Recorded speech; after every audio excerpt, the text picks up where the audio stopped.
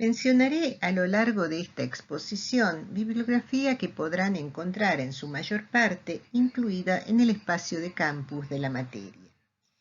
Me refiero a Remo Cesarani, que escribió un volumen sobre lo fantástico, a Víctor Comparato, con su Utopía, léxico de política, a Davis, un libro clásico sobre la utopía inglesa, Utopía y la sociedad ideal, estudio de la literatura utópica inglesa 1516-1700, el volumen de Jameson, Arqueologías del futuro, el deseo llamado utopía y otras aproximaciones de ciencia ficción, la compilación llevada a cabo por Daniel Link, con el título de Escalera al cielo, donde toma parte de textos sobre utopía y otros sobre ciencia ficción. Darko Suvin, pour une poétique de la science-fiction, étude en théorie et en histoire d'un genre littéraire, que es de 1977, y posteriormente, de 1988, Position and Presupposition in Science Fiction, y finalmente el libro de Paul Sumtor, La medida del mundo, representación del espacio en la Edad Media. Por supuesto, habrá otros textos que también entrarán en juego con estas posiciones teóricas que nos presentan estos libros en particular, pero bueno, obviamente después habrá un mayor desarrollo en instancias de prácticos. Para comenzar, entiendo que es necesario introducir algunos conceptos que probablemente aparezcan en los análisis que se propongan en clase, términos a los que iremos añadiendo otros a medida que avancemos en la incorporación de los desarrollos teóricos sobre el tema. Se trata en principio de considerar términos como paradigmas de realidad, nociones de enclave, de extrañamiento cognitivo y finalmente de zona de contacto. Cuando Darko Suvin, uno de los principales y más consistentes teóricos de la ciencia ficción, analiza los contextos de producción y recepción de los relatos del género, entiende que es necesario reflexionar acerca de las posibilidades de interpretación en el universo extratextual, a partir de los paradigmas que rigen los modos en que cada época puede conocer, valorar y definir su realidad, es decir, a partir de su episteme, de las condiciones históricas de posibilidad del saber. En este sentido, Suvin precisa lo siguiente: cuando leemos un texto tenemos que entender no solo su articulación narrativa e interna, sino también su relación con paradigmas más amplios. Esto evidentemente es válido para otros géneros, como es obvio, y alcanza, en nuestro caso, relatos de viaje, utopías y distopías. Cuando el crítico Remo Cesarani aborda los problemas que presenta el género fantástico, también apunta a la incidencia del paradigma de realidad, y dice lo siguiente: el ser humano domina, o mejor dicho, percibe, interpreta, es decir, conoce la realidad mediante la ciencia de las leyes que la regulan y de la causalidad que la determina, y también mediante una parrilla genealógica de valores determinada a abarcar lo real y a ordenar y justificar los comportamientos humanos en relación con la realidad y con otros seres humanos. Ciencia como conjunto cognitivo y genealogía cambian en el tiempo y en el espacio. Su conjunto determinado en el tiempo y en el espacio constituye lo que se puede llamar paradigma de realidad. Y en la práctica, el ser humano no tiene otra realidad al margen de su paradigma de realidad. Lo que las historias extrañas, fantásticas y maravillosas narrativizan es una separación con respecto de tal paradigma.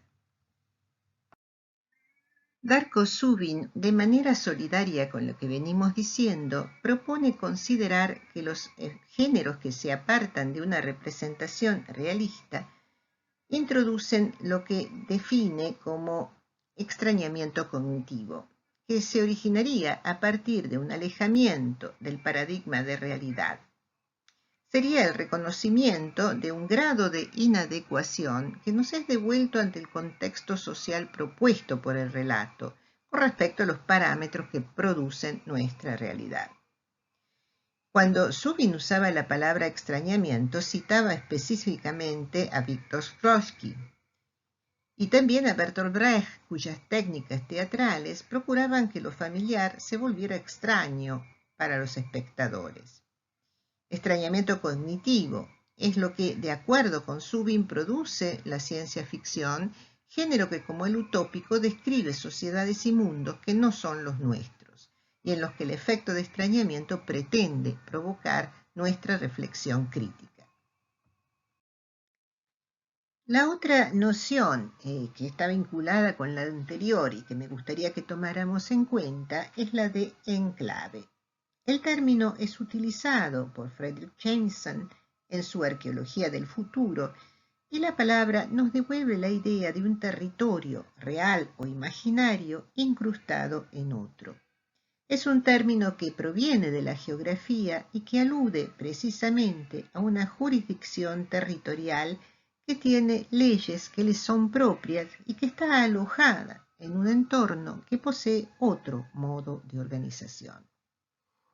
Me parece interesante tomar este concepto propuesto por Jameson en sus ensayos porque enclave nos permite pensar una relación siempre dialéctica y compleja que se produce entre el territorio imaginado y el territorio desde el cual y para el cual se produce esa creación, es decir, nos obliga a ponderar el conjunto de reglas que operan en el enclave imaginario y confrontarlas con el exclave, que es el lugar que habitamos, o en el que se supone que habita ese lector privilegiado del relato, sobre el cual además se proyectan esas otras formas de prácticas comunitarias ideadas. Es indudable que el enclave representado por el intercambio de mercancías de utopía despertó una reflexión sobre una economía cada vez más monetarizada en la Inglaterra de entonces. Y cuando los lectores de la Restauración leyeron en Neville eso de que con las multitudes los desórdenes crecen, el más fuerte busca oprimir al más débil, es muy probable que relacionaran el surgimiento de la ley y el castigo entre los Pines con el formulado por Thomas Hobbes en su Leviatán. Un autor, además, este último, o sea, Hobbes, que había admirado la obra del utopista y que presenta en su contrato social términos no tan disímiles de los que leemos en Neville.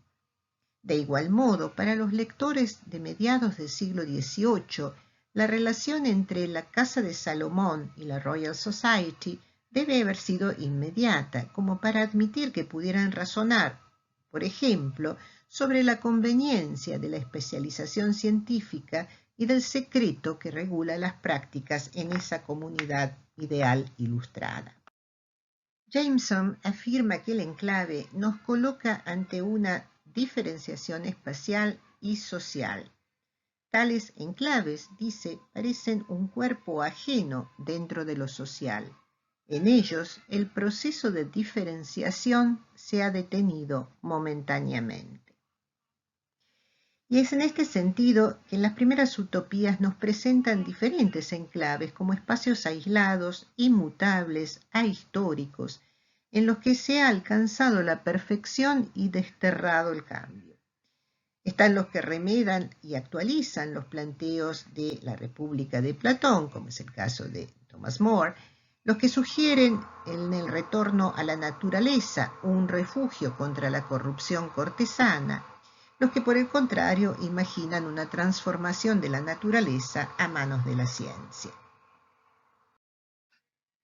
Finalmente tenemos la expresión zona de contacto acuñada por la investigadora canadiense Mary Louise Pratt en su volumen Ojos Imperiales para referirse al espacio donde confluyen con culturas con trayectorias históricamente divergentes. La zona de contacto es un espacio donde se realizan los encuentros. Precisamente lo que analiza Pratt son los relatos que se producen tanto ficcionales como no ficcionales, a partir del avance territorial europeo, colonial e imperial. Con zona de contacto, ella alude a esas franjas que aparecen a partir de la proximidad entre espacios o seres que están separados tanto geográfica como histórica y culturalmente. Pensemos la zona de contacto como una franja del entre dos o más enclaves diferentes, que están promoviendo un encuentro de paradigmas culturales no homologables. Pratt resalta que la zona de contacto va a desplazar el centro de gravedad y el punto de vista hacia el espacio y el tiempo del encuentro, que no va a ser entonces ni el del visitante ni el del nativo, poniendo de manifiesto el movimiento y la separación, la brecha que se produce en el sentido. Ya no sería posible entonces pensar solamente en un centro productor de sentido y por tanto este desplazamiento va a permitir pensar ese otro espacio como una propensión, una gravitación, una posibilidad a partir de la cual se impone la revisión de las ideas preconcebidas. Como verán, estas nociones de paradigma de realidad, enclave, extrañamiento cognitivo y zona de contacto están estrechamente vinculadas cuando los relatos de corte utópico contienen una crítica implícita o explícita al lugar de partida del viaje en el que se produce el desvío o el naufragio. Las definiciones acerca del utopismo son muy numerosas y, dependiendo de las preocupaciones de cada época, enfatizan en aspectos diferentes en la presentación de los mundos imaginados. El sentido que prevalece es que utopía sea una sociedad en la que los habitantes viven en condiciones que aparentan ser perfectas. El concepto de perfección implica que haya una aspiración a lograr ese estado, y esta puede revestir modalidades diferentes. Por ejemplo, puede anhelarse una perfección de naturaleza religiosa o de naturaleza material, o bien una combinación de ambas.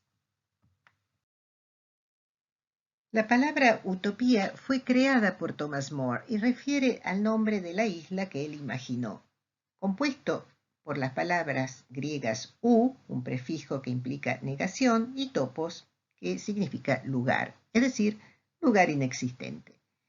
Pero More habría insinuado el juego de palabras entre utopía y eutopía, palabra cuyo prefijo eu otorga el sentido de lugar placentero o lugar feliz.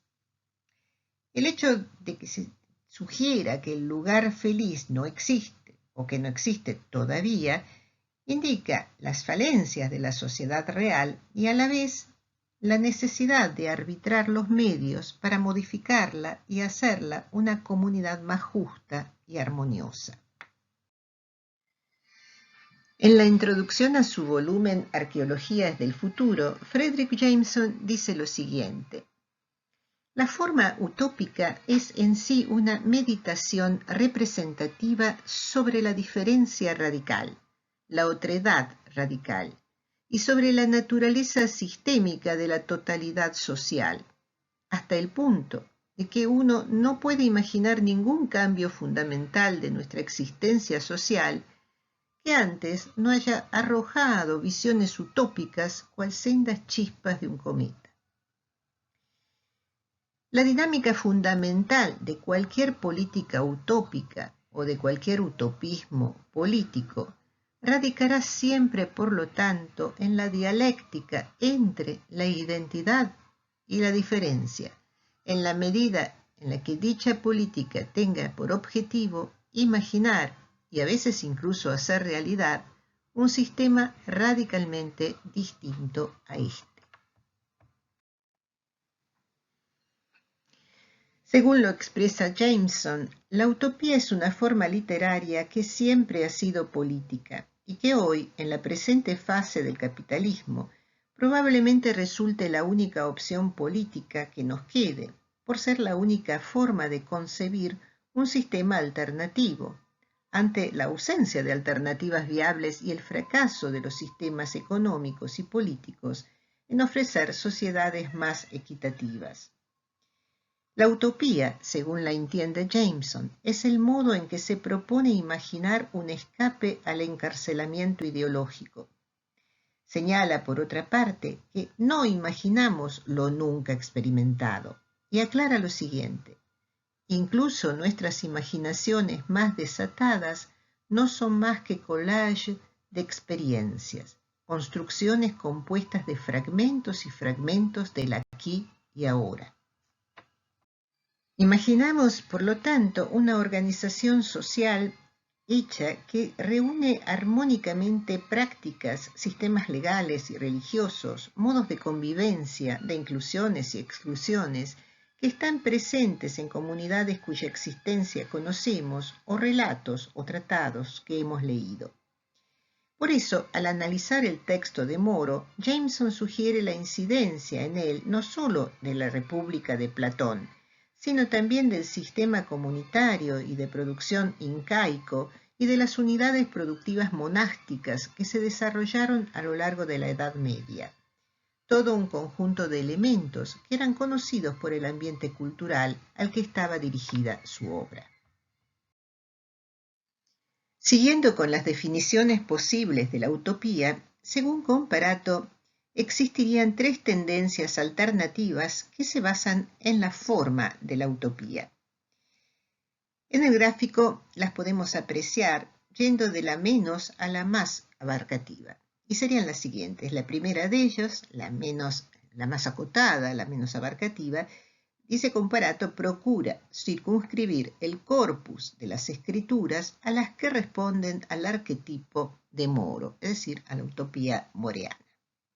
En segundo término, tenemos algo más amplio que considera a la existencia de la utopía como una visión global de la vida social radicalmente crítica de la existencia.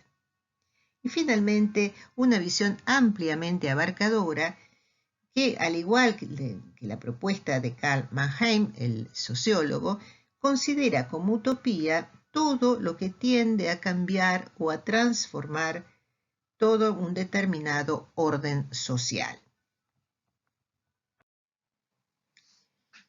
Esto, por supuesto, abarca un espectro que va de los espacios ideales imaginados por las utopías clásicas, en primer lugar, a los espacios concretos en que se proyecta un cambio en las relaciones también concretas de existencia.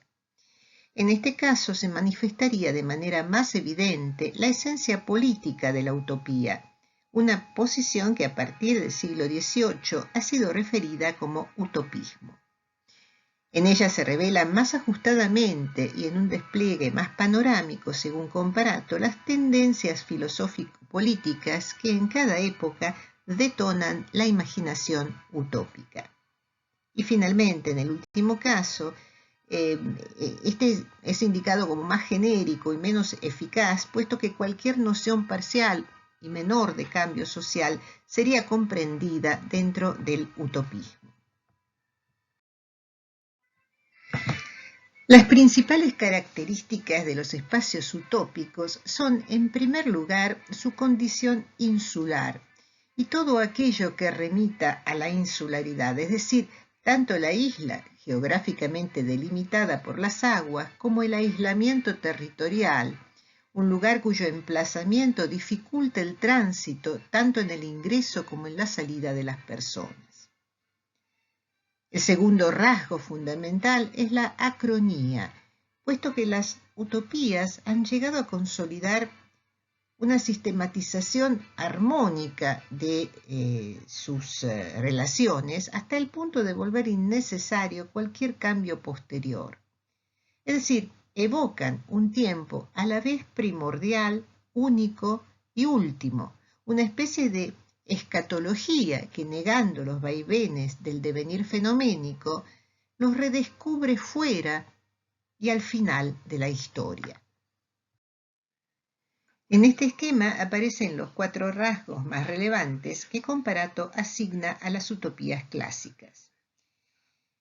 En primer lugar, por supuesto, tenemos el topos del viaje, que es el que permite a los viajeros de la modernidad temprana encontrarse por circunstancias azarosas, un desvío inesperado, un naufragio, con el territorio utópico que se halla, como es de esperar, ausente de los trazados de los mapas. El viaje, a partir del hallazgo, se convierte por otra parte en una jornada ejemplar por la trascendencia que se pretende atribuir al encuentro con la sociedad perfecta. Tenemos luego la Laudato Urbis. Es una preocupación renacentista que proviene de la voluntad de modificar los trazados medievales y brindar espacios más abiertos en el plano urbano. La nueva ciudad de las proyecciones utópicas tendrá mejores ubicaciones climáticas y por lo tanto también mejores posibilidades productivas.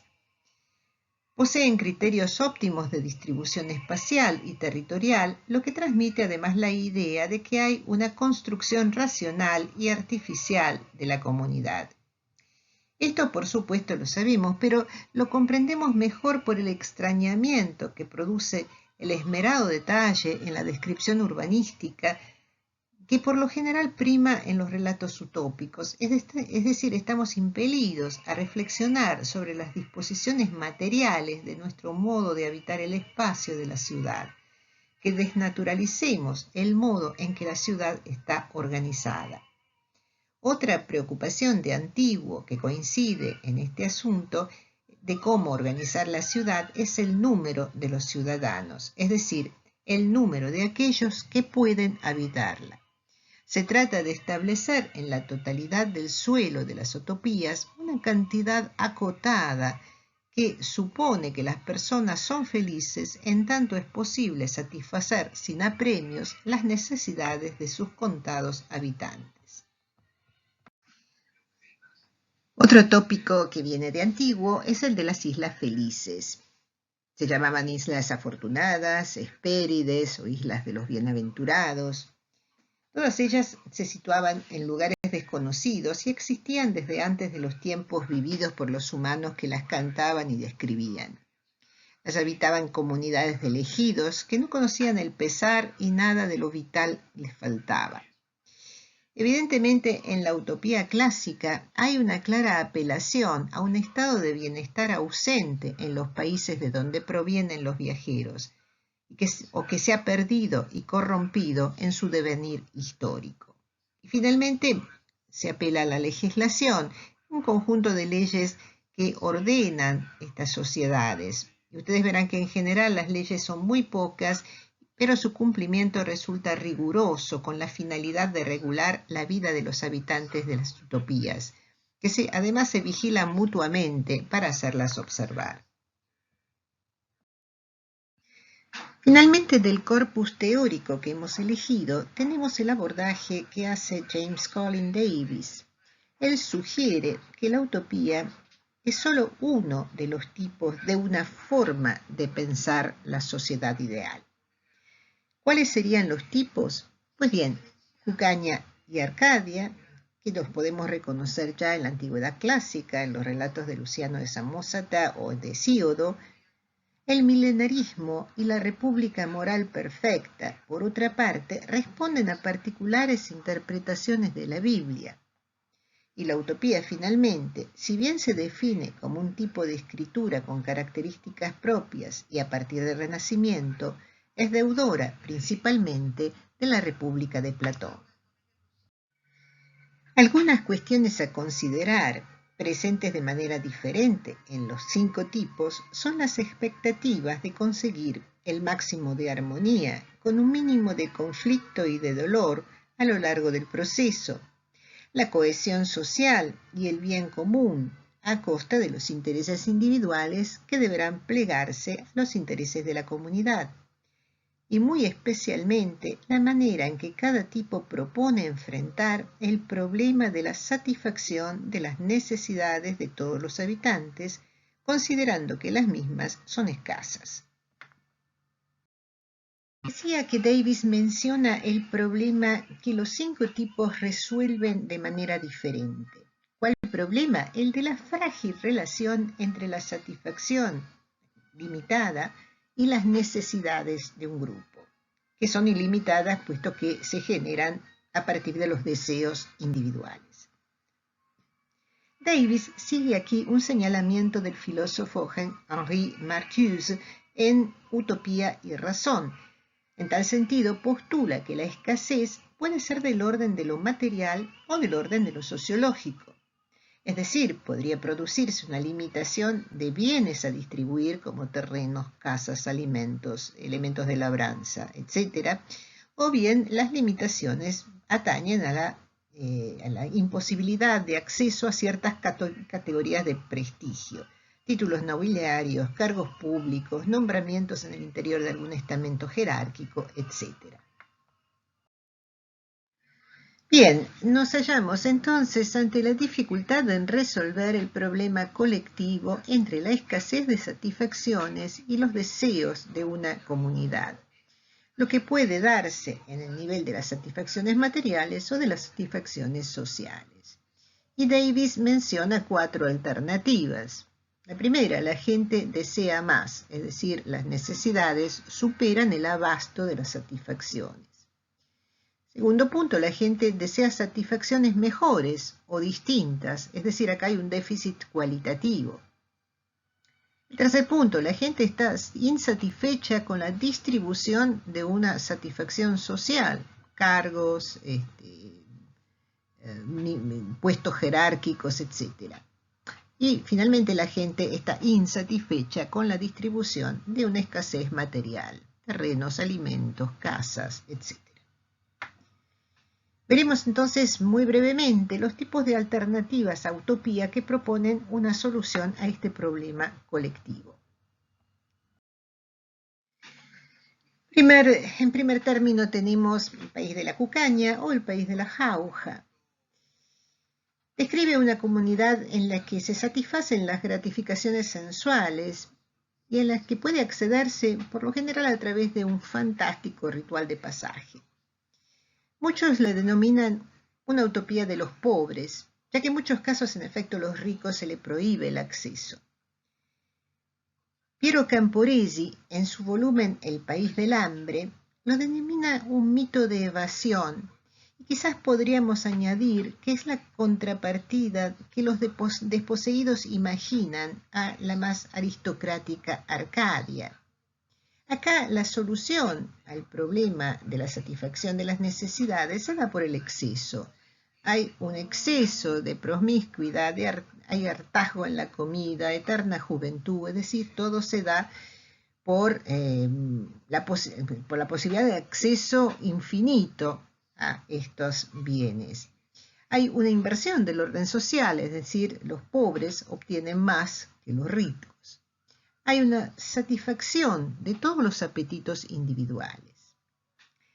Camporesi lista algunas características de una cucaña, por ejemplo, que las tierras no estén cercadas, que haya propiedad comunitaria, que se expulsen los varones y los duques, que se elimine la lógica parasitaria y asfixiante de las clases ricas. Hay un sueño de inocencia del cuerpo, desnudo y feliz, deseo de salud física y la anhelada victoria sobre la enfermedad, sobre el hambre y el frío, la liberación de la brutalidad del trabajo coercitivo e inhumano. A diferencia de la utopía, en la Arcadia existe una integración de los humanos con la naturaleza y un rechazo a las instituciones. La convivencia es armoniosa porque los seres tienen deseos naturalmente contenidos. Y el ámbito natural provee a sus necesidades en gran abundancia. No necesitan trabajar demasiado y no hay enfermedades. Llegan a una vejez serena y a una muerte sin dolor. El ejemplo que pone Davis es el de una obra de Neville que ustedes leerán, La isla de los Pines, donde leemos lo siguiente: el país era tan grato, siempre verde, lleno de frutos agradables y una variedad de aves, siempre cálido y nunca más frío que Inglaterra en septiembre. De modo que este lugar, si tuviera la cultura de una gente hábil, resultaría un paraíso. Davis concluye el apartado de la siguiente manera: la tradición arcádica resuelve el problema colectivo postulando tanto una abundancia de satisfacciones como una moderación o simplificación de los deseos a nivel natural. Por tanto, forma una morada a medio camino entre la tierra de Cucaña, con su hincapié en la más crasa abundancia, y la república moral perfecta, con su insistencia en la reconciliación de los hombres con el statu quo, en el conformismo moral. Según lo mencioné anteriormente, la república moral perfecta tiene como basamento filosófico una interpretación de la Biblia y más exactamente de la doctrina cristiana. Este tipo de sociedad imaginada postula que la sociedad sería armoniosa en la medida en que se produzca la reforma moral de cada individuo, sin importar su clase o grupo de pertenencias. Y acá hay un listado, digamos, de las principales características de este tipo de pensamiento utópico. Énfasis en el papel del cristianismo, en lo referido a enseñanzas morales, creencia en una serie histórica bíblica, es decir, temporal, ¿no? De la creación, la caída, la encarnación, la resurrección y la segunda venida, que se llama parusía. Esto es importante para todos aquellos pensamientos como esta república moral perfecta o, como veremos después, el milenarismo, que están pensando en crear para toda la población un espíritu elevado que permita luego entonces aprovechar moralmente la segunda venida de Cristo. Acá, sin embargo, hay una aceptación de las instituciones políticas y sociales con una necesidad de rearmar moralmente a los estamentos de poder, sea reyes, magistrados, sacerdotes, caballeros, etc., ¿no? Es decir, hay una creencia en que la reforma moral de los individuos llevaría a la armonía social y la preparación necesaria entonces para la parusía. Muchas de las obras incluidas en este tipo insisten muy particularmente en la necesidad de rearmar moralmente a los estamentos de poder, es decir, a todos aquellos que tienen en su cargo el gobierno de la sociedad en su conjunto, siendo de este modo próxima a ese género que tan popular fue en el Renacimiento, que fue el espejo para los magistrados, es decir, se piensa entonces en la posibilidad de lograr un ejercicio virtuoso del poder. Davis resume las características de la república moral perfecta de la siguiente manera. En la república moral perfecta, el problema colectivo quedaba resuelto, no aumentando la gama ni la cantidad de las satisfacciones disponibles, sino por una limitación personal del apetito de lo que existía para cada grupo e individuo. Se insistía en el deber, la lealtad, la caridad y la virtud, practicados por cada individuo como requisito para la regeneración de la sociedad. Solo el hombre nuevo podía crear la sociedad nueva, o antes bien, la sociedad antigua se había vuelto buena. El tipo milenarismo se basa en interpretaciones de la parusía, es decir, de la segunda venida de Cristo a la tierra para combatir el combate final ante los agentes del mal, que se anuncia en Apocalipsis 20.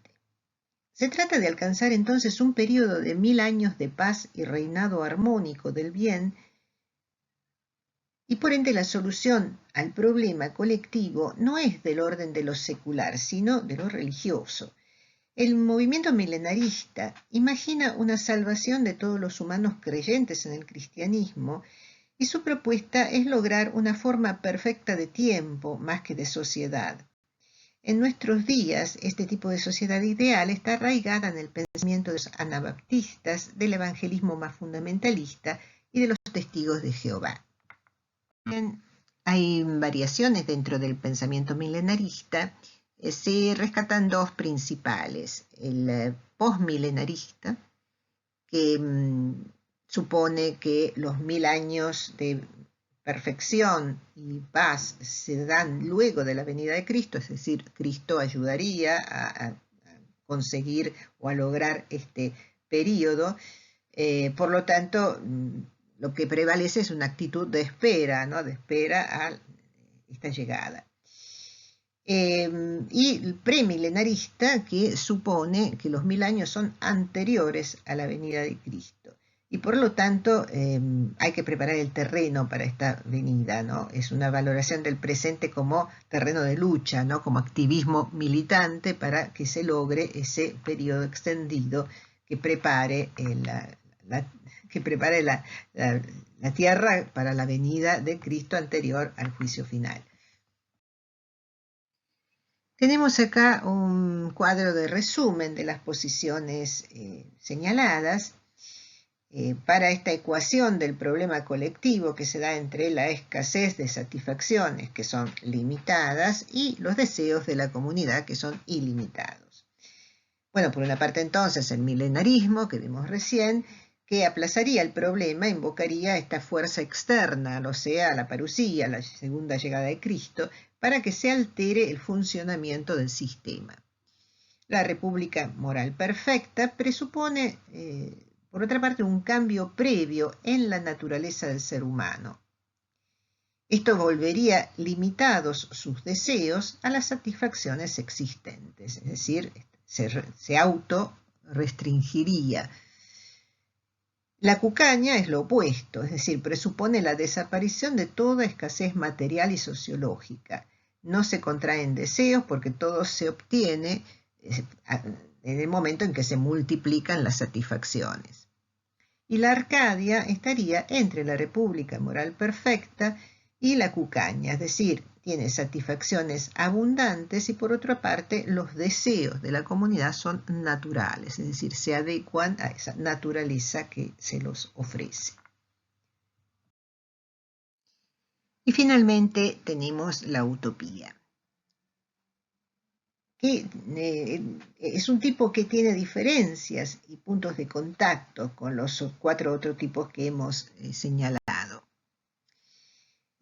Principalmente las características de la utopía es que tiene un enfoque más realista, o sea, aceptaría las dificultades de la satisfacción de las necesidades. Por tanto, tiene un intento de reconciliación entre lo ilimitado de los deseos y la limitación en las satisfacciones. Tiene una preocupación por la contención del conflicto social que puede generar esta diferencia, ¿no? que se da entre satisfacciones y necesidades. Existiría una estrategia concreta para la organización institucional. Intenta resolver el problema colectivo además por medio de la educación, de las leyes y de las sanciones. Y esto está muy claro en todos los ejemplos de utopías que veremos. Hay una idea de felicidad, pero esta está expresada en términos de orden como necesidad social. Y para lograr esto ofrece un programa total. La utopía clásica presenta sociedades ideales imaginadas en el presente, pero plasmadas en un pasado mítico, a partir de una serie de factores que ayudaron a lograr un equilibrio entre necesidades y satisfacciones. Por supuesto, cada texto utópico interpela a un tipo de sociedad determinada. En el caso de Moro, será la de los cercados que en el siglo XVI arrojaron una enorme cantidad de habitantes a la pauperización en Inglaterra. En el caso de Bacon, es la que propone una relación entre sociedad civil y sociedad científica en una nueva distribución de poderes y producción de saberes.